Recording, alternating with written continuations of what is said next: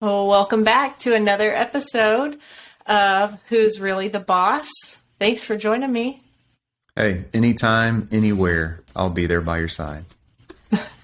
That's awesome. I know you're honest when you say that, so thank you. We are starting our next series of the podcast. So our next series is going to have 3 parts, and the title of this series is Do You Own Your Business? So tell the listeners, what are we talking about when we ask, do you own your business? Well, the title that we really wanted to use, but was too long for all the podcast land places, is do you own your business or does your business own you? And as a founder, as the owner of Dillon CPAs, I've definitely felt that way, at the mercy of our business and not the other way around. And hopefully, based on this conversation, based on recap, people hearing our mistakes and how we're getting better, they also realize there's maybe some change needed in their business. So not necessarily whose name is on formation documents, not necessarily whose name is on bank accounts related to the business, but how can you really tell if you own your business or if your business owns you? What might it look like if the business actually owns you? If you lose control. And most business owners, most founders go into business, or at least I did, with a couple of things in mind. So maybe you want to make a little bit more money and probably have a little bit more control over your life. So whatever that freedom, flexibility, workload, just aspects of doing what you want to be able to do in your business, serving your clients the way you want to serve them. So that's probably the most real reason that people go out on their own, other than money. Hopefully there's more money involved. There's a lot more work a lot of times. And so, but yeah, that whenever those things get out of balance real fast and you start losing control and you're at the mercy of one of the aspects of your business. So for speaking from experience, you could be at the mercy of deadlines or the type of work that you do. You could be at the mercy of your client or your customer. And not saying that you don't want to provide your best service level possible, but it does come to a point where there is a healthy balance. And if that's exceeded by one side, it's not going to be sustainable. So some symptoms of your business owning you might look like you are working 24 hours a day, 7 days a week, or close to it. You are not able to take vacations with your family. You are missing friend get-togethers or kids events, things like that, because you feel like you have to be the one at the office, at the business, or providing whatever service you might be doing for someone else. Those are great examples where people can say, that's not me, that's not me. Some physical things that may show you that it's out of control is probably weight gain, that you're gaining some weight, that you're not as rested, with losing sleep, blood pressure, things are out of balance in your physical body. And that your body's trying to tell you something, that you can't keep going, pushing yourself that. And stress is playing into your life. So you've just described some things that people could probably push off as that's not me. But if it is going the other route, you start losing your hair, and it's not, hereditary. Definitely the weight gain and unhealth are pretty big symptoms that people need to pay attention to. Yeah, for sure. And so this series is really going to highlight, how do you take control back? How do you become the owner, or go back to being the owner, being in control, being in charge of your business? This is not from a pride or an ego standpoint. This is really setting healthy boundaries and reprioritizing what's important in your life, and not just in your workday. And so this first episode that we wanted to do is really talking through what are some practical things that you can do to take back that control. So looking at ideal services, ideal clients and your ideal work schedule. This requires some thought and some planning. So let's talk through, Marcus, what we did as far as in our business to help take back control. Yeah. The first thing that happens is there's got to be a pain point that causes you to change, to get better. And hopefully you've documented that pain point and say, I don't want to go back. So many of those symptoms that we've talked about, that then causes you to think through, sit down and document what those items are. So a lot of times the person who started the business may need some help, some external help, like with a coach or a consultant. Honestly, we do engage coaching here as well on our side to help us think through and get better and set vision and stick to vision and things like that. So definitely external help may be needed after those symptoms have presented themselves. But really having that person or yourself, people close to you that hold you accountable to what you really set out to accomplish with this business. So if you set out to accomplish a certain type of individual or serve them in a certain way and things kind of got off course, going back to basics and just realizing that this is not what I intended when I went out and started this. Yeah, and I think that we looked at the scheduling. So originally in a traditional accounting firm, you have busy seasons and then less busy seasons. And so looking at that prior to both of us working in the business was, it's just for a short amount of time. I have to do this, and it's only for a short amount of time. Then what we really saw when both of us were in, that short amount of time really isn't that short. So from January through the end of April, that's a third of the year. That's a long time every year for how long, So we had young kids, and what does that look like? A third of every year. Plus then you have kind of your second busy season towards the end of the year. So we're looking at almost a half a year. Every year is gone just all to work. So that was really our pain point where we decided, okay, we're not really willing to sacrifice a half a year every year with our kids. Sure. Yeah. In our industry, I know that a lot of our listeners are friends of ours that also own other firms or work in other firms. So whenever you age yourself based on the number of like tax seasons that you go through, that's probably not a healthy metric. And while we do say this is only going to last a few months, I've got to grind and get through it and on to the next, every year for the past 15, 20 years that we've been in this type of business, there's always something every year that happens. And the last couple of years, COVID, someone's going to change the tax law every year, every 2 years or 4, depending on politics. So there's just too much to keep up with. And the main thing is you hit it on the head, because most people only think of like tax season as filing season, which happens maybe February through April 15th is traditionally what's happened. Well, we've seen extended filing seasons because of whatever is going on in the world. But then you take, let's say those 4 months, because everybody hates January as well. All the 1099s, W-2 projects that go on and just wrapping up the year-end financials. So that's already heavy. So you've got 4 months, which is a third of the year. Hopefully you take some time off throughout the year. So maybe you've got a month going to Christmas, Thanksgiving, and maybe you take a vacation. So then you've got your September, October deadlines. So you're living in more than 50% of your year in some type of deadline driven work. And it wasn't healthy for us. We realized that it wasn't the type of business that we wanted to build. Some people are okay building that business around a tax filing and a tax filing season. And we've seen people do that well. We've seen others that don't do that well or handle it well, and they just end up being busy all year long, and that's not healthy. So we definitely set out, my experience, what the firm started to do, the business started to be busy all year long. And we kind of put the brakes on and wanted something different as far as a business model.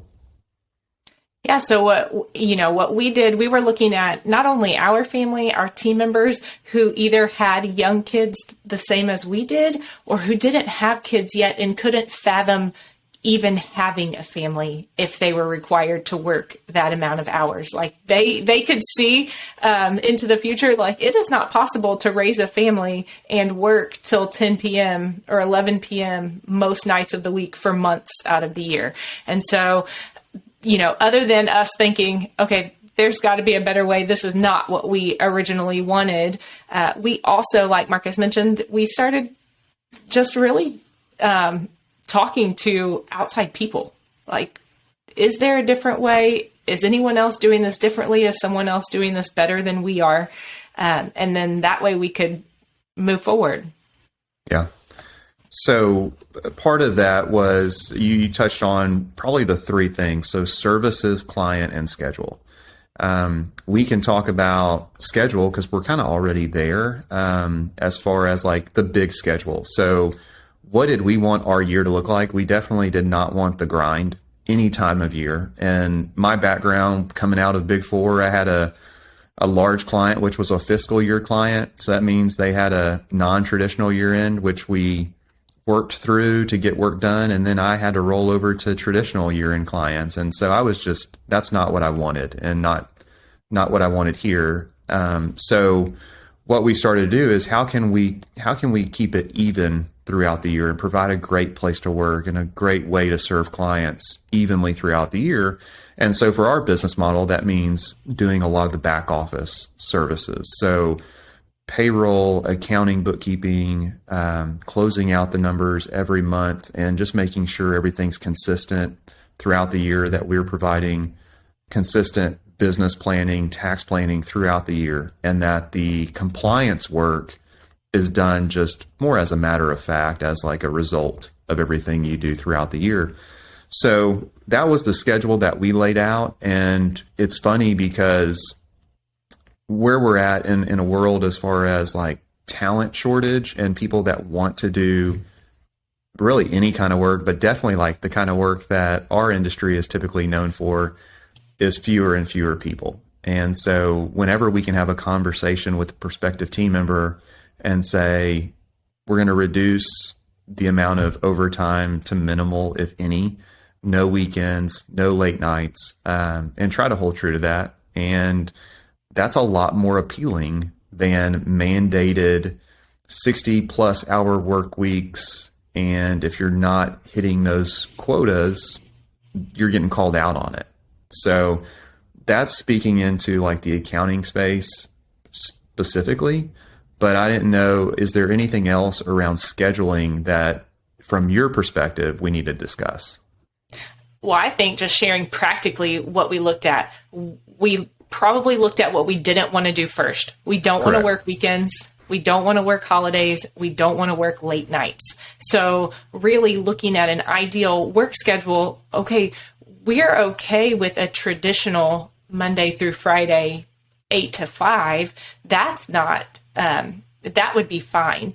And then even looking at that work schedule a little bit more as to, okay, well, ideally, I don't want to meet with clients every single day of the week. I would rather meet with clients, certain days of the week or certain times of the day, and really drill down to something so specific of what does an ideal work day look like? What does an ideal work week look like? And then what does that look like throughout the year? How do we replicate that ideal week for every single week of the year? And so it really took a lot of intention, not looking at, I have to get these things done, so that means I have to work until whatever hour that means to get those things done. It looked at, no, ideally, what would this look like? If I could, dream up a schedule for myself, what would that day look like? What would that week look like? And then how do I replicate that week every week thereafter?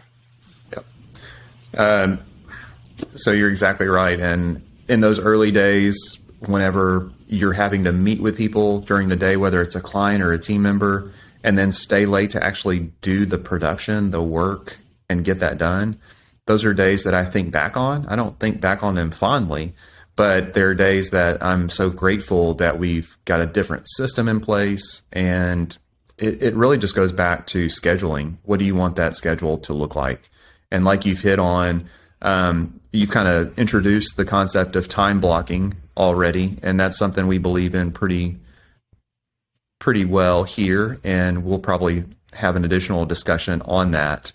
So that'll definitely be part two of this series. Will be on prioritizing and time blocking and batching tasks. And so, we'll touch on that. But with that work schedule, knowing that our current schedule at the time of the pain point didn't look like that work schedule. It didn't look like the ideal. It didn't look anything close to the ideal. And that even getting to what your ideal day and work week would look like was hard because it didn't at the time feel possible.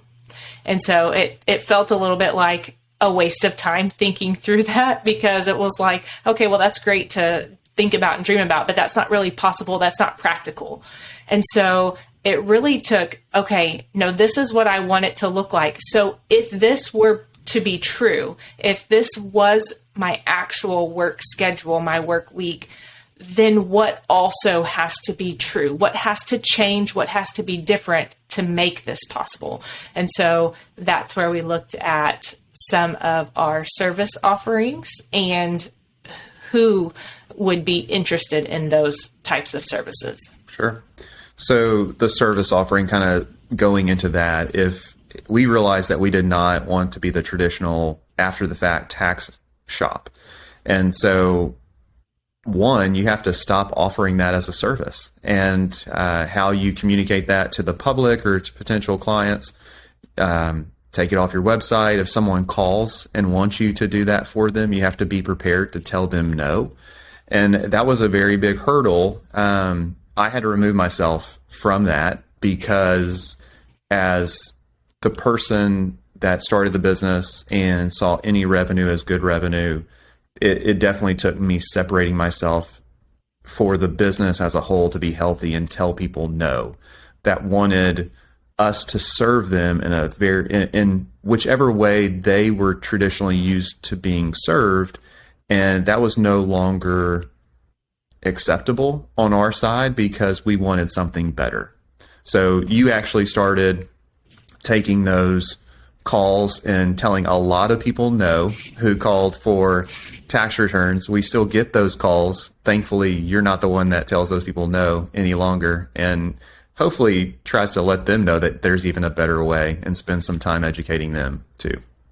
Yeah, for sure. And so we did get to a place of telling people no and no longer offering everything. So that's what it took to have the ideal day, the ideal weeks, and replicate those over and over throughout the year. It took eliminating some of the services we had done previously that we were currently offering and telling new prospective clients, no, we don't do that anymore. But before that, we tried something else, and just wanted to give a pro tip out there. This is not the most ideal way to start eliminating services and get, fewer clients on the services you don't want to provide. So what we tried to do was increase the price to deter people from taking those services. And what we found out was that there were still people willing to pay whatever price we asked. However, when you pay a lot for something, then myself, I naturally then have a higher expectation of what I'm getting. So not only did we not want to offer that service that we just sold them, but then we had to deliver it at an even higher level. Better is what the client was expecting. So what happened there was either we didn't meet their expectations based on the price they were paying, or we were burning out team members trying to provide something different for that client because of the high price that they were paying. Yeah. So the better way to do that is to just tell people, no, we no longer offer that. If you have someone that you can, refer them to or help them with a different solution, maybe that you do offer in your office, or that somebody else provides, if it's something specific they're looking for that you no longer want to offer, a better way is to help them find the solution that they actually need, and not go against what you've set out to do. Yeah. We try to leave people better than we find them. And that's on a prospect or a client side, definitely. And so what that took first, we got to the point where we were in a position to tell people no, which is it's a great position to be in financially. And the second step to that was getting to know our peers who did want to serve others that other way and did not want to build something the way that we were building it.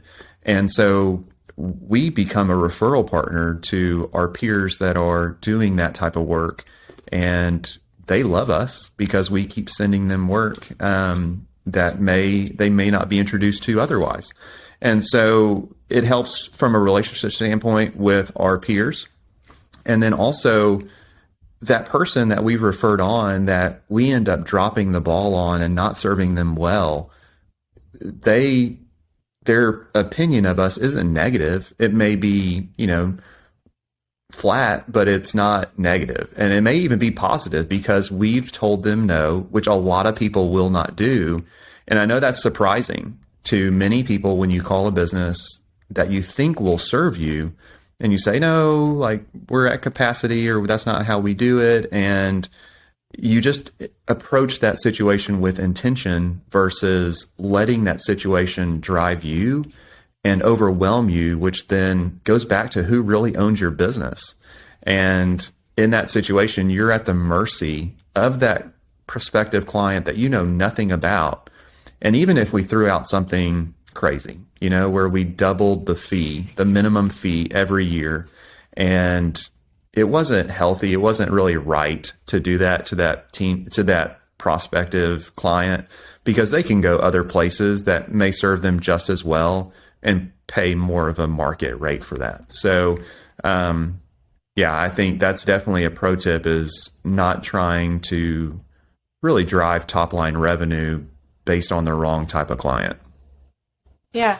And so when we looked at just getting back to that ideal schedule, we looked at the services. And the first thing that you considered was, what did you not like doing? What did you not want to do? What was not healthy? What was the biggest problem in getting to that ideal work schedule? So definitely deadline driven or seasonal work was going to put a strain on keeping that schedule the same or similar throughout the whole year.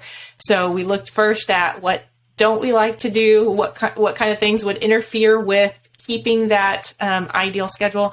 And then also from a business standpoint, we had to look at things that were profitable. So what services did we offer that were profitable, or even what engagements specifically that were profitable. So if you want to talk a little bit about, what that looks like, and, some of the services, because we didn't enjoy them, they may have been profitable, but because of the work involved and the time required, still may not have made the cut on services we would offer down the road. Sure. And this is where the owner of the business has to be honest with themselves.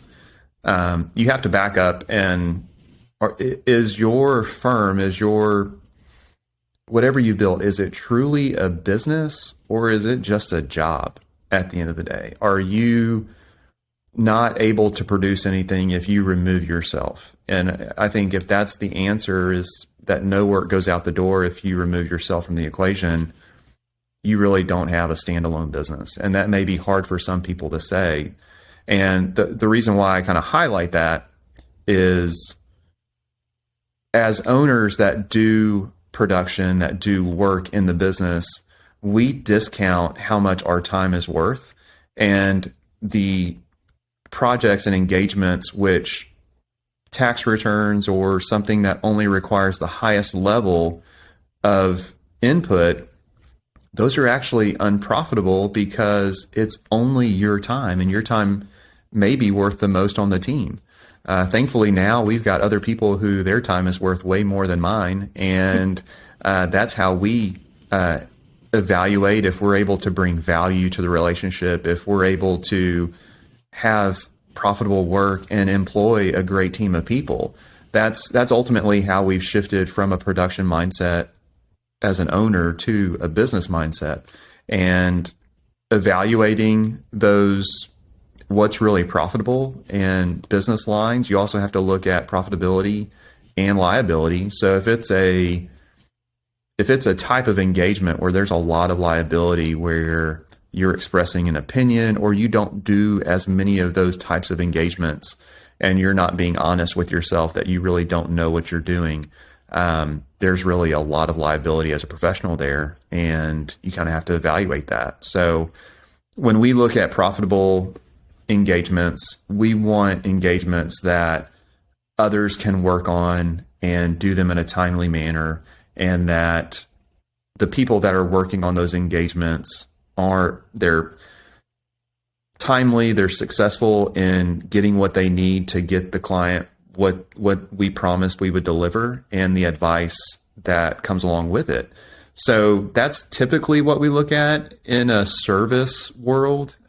For people that are not service-based, they would look at the cost inputs of that product or business to see what's really profitable. But I think as professional service firm owners, we typically do ourselves a disservice because we discount our time to zero, and it's really anything that we bill is straight profit, and that's not the case, really. So we looked at, for the services, what did we do well? What did we enjoy doing? What was desirable to a client, meaning what added value to them and their business?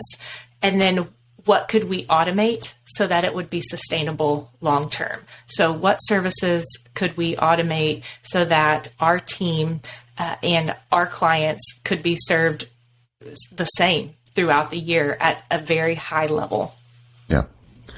And then touching on kind of your last point with the client, the ideal client that we looked at, we had to evaluate that because, one, we determined the schedule that we wanted to work. We determined the service, how we wanted to serve our ideal client. And then third, it was, what are those ideal clients? So when we went through and identified it, maybe this is a trend. It's easy to always say, what don't you want to work on, or who don't you want to work with? And so some of that is personality driven based on industries. And I'm not going to say any one industry alone, but certain industries drive certain personalities at big picture. And so it's one of those where you may have more aggressive people in a certain industry than another. For us, we love working with professional service providers because a lot of what we do in our business overlaps with what they may need to be focusing on. So with that, we work really well with single kind of family owner businesses or not many partners. Typically, our ideal client has a revenue of $1 million to $5 million because we can bring a lot of value. And finally, that ideal client is growth minded. And it may not be growth minded in their business. It may be personal development, like they're just seeking to be better.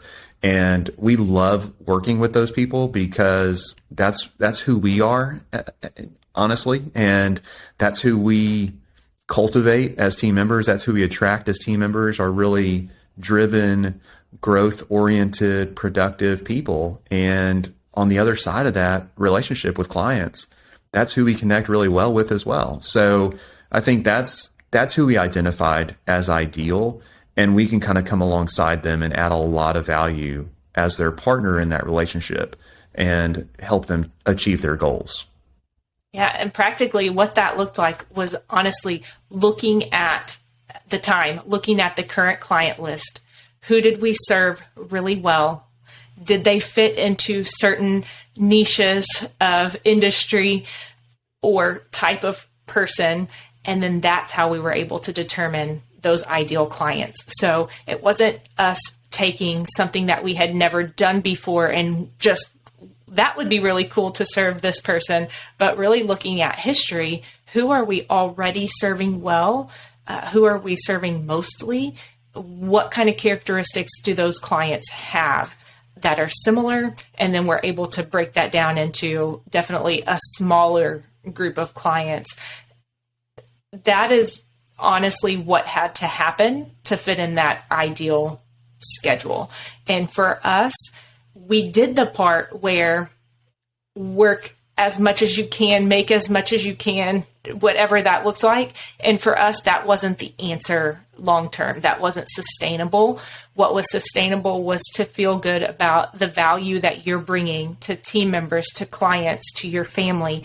And the way that we needed to do that was to really be intentional about how we worked, what we did, and who we worked with. Yeah. We did that top line revenue, like growth is good. Everything is a good client, and everything we do for that client is something we can say yes to. A lot of people in our industry believe that. They don't say no. And we tried that honestly for, I think, 3 or 4 years, and it was headed nowhere. It was headed to burnout for myself. I don't believe anybody that we had on the team at that time is still with us, looking back. Yes. And yes, we still have some of those team members. Shout out to Molly. Oh, well, yeah, she's hanging on strong. But I think we've lost others along the way because we were headed towards something bad. And we may have never known it, but we would have looked back 30 years from now and said, we could have had something so much better if we would have just made small changes along the way. And so I'm glad we did that early on in our business journey. And it's helped getting us to a much healthier place as far as sustainable business that we may play a part in, and where it's, healthy from a team perspective. Yeah. So, and then just to speak into, it doesn't necessarily mean when you reorganize what you're doing, right? When you reorganize your business and you look at intentionally, strategically, what services, what clients, you also set the pricing there. So this doesn't mean, well, if I work less, I make less. It could mean that, and it could mean that for a season, but it doesn't have to mean that. So there are options to monetize work that you no longer do or want to do. There are options to set pricing differently on the services that you do offer. Obviously, you're looking at the services that are going to be most profitable. So it does not mean just because I have fewer clients that now I have a lower revenue. Ideally, you will have more time, you will have fewer clients, and then you will also make either the same or more in revenue. And that's why it has to be intentional and strategic. That is why you can't put your head down and just hope that it gets better, or put your head down and think, I'll just suffer through because it's only for a short time period and it'll be better in the summer, because then the next year rolls around and you have to do it all over again. And there's always some special project that comes up in the summer or whenever you think that you're done, and it's or out that of your deadline control. gets extended, hurricane, freeze, technology glitch. It's something. Pandemic. Always. Yep. Yes. Yeah. Always something. So that's pretty much the 3 ideals that we set, was that ideal schedule, ideal client, ideal services, not in that order, but, and it helped us definitely answer the question of who really owns the business. And our business is not owned by some other schedule or the wrong client or the wrong way to serve that client. And that's just us really being intentional along the way to be able to answer that question, who really owns the business?